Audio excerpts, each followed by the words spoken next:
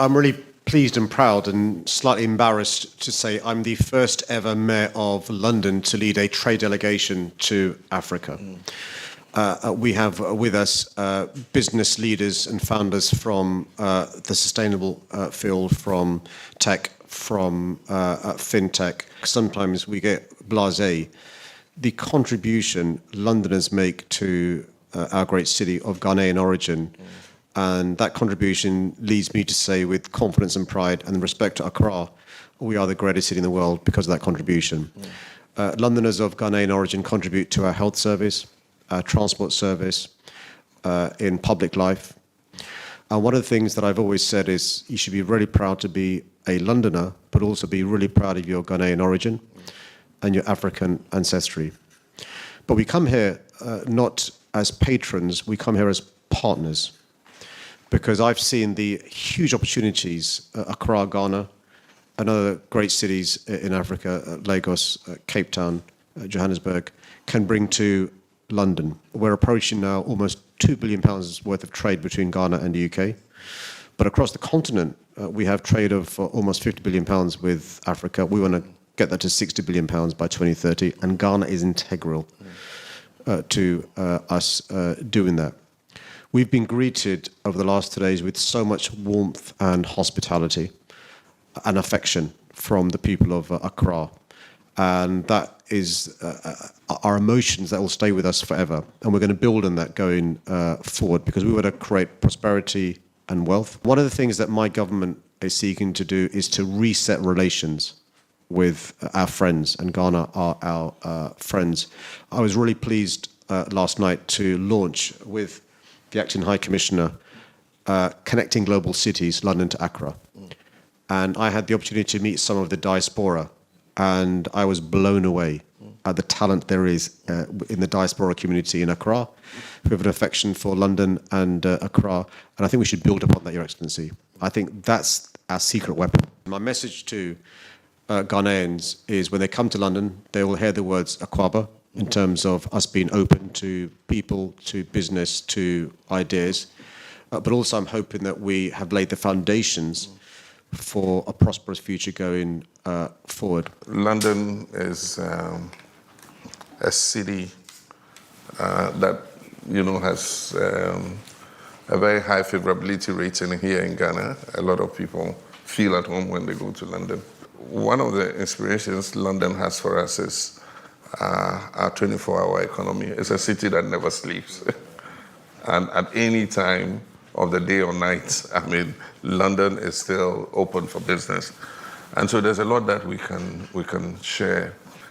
For a city like London, the way your transport system works, even though I know you still complain, and I wonder, I say, what are they complaining about? The buses are coming, the trains are running, We don't have a system where a bus is supposed to be here at 2 p.m., and the bus is there at 2 p.m. You just stand, and if a bus comes, you just board, So there's a lot that I think we can learn and work together on. But let me congratulate you again for your re-election. I also got re-elected, and so for me, it's a legacy term. I just want to do my best for God and country. And so we have this reset agenda in all spheres, in the economy, in governance, in every sector that you can think about. We're trying to create a new sense of thinking, a new approach to doing things, and trying to ensure that we serve the people who elected us to lead.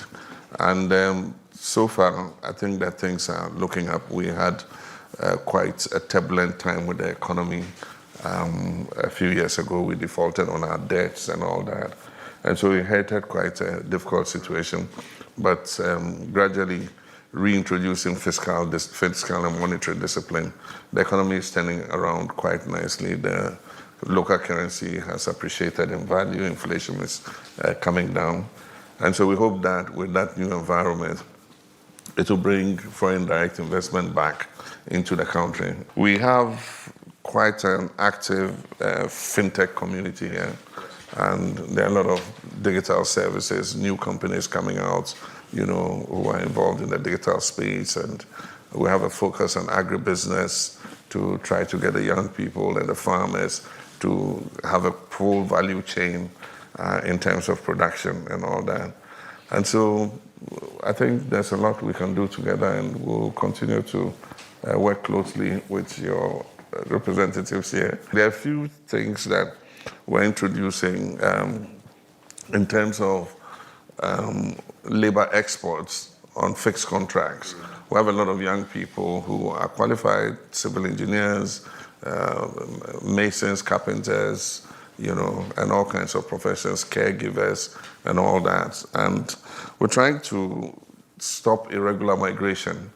And so we're looking to sign agreements with countries that will take young people on fixed contracts to do some work and come back home. And so far, we're working with Germany and some of the countries in the Middle East, UAE, Qatar, and others. And a few of our caregivers have migrated to London and live in London. But we think that if we do it in a regular manner and they can go work on fixed contracts and come back, that will be a better way to do it than, the fly-by-nights recruiters who come and recruit them and take them. In several cases, they've abandoned them and they get, stranded, and creates a difficulty for everybody.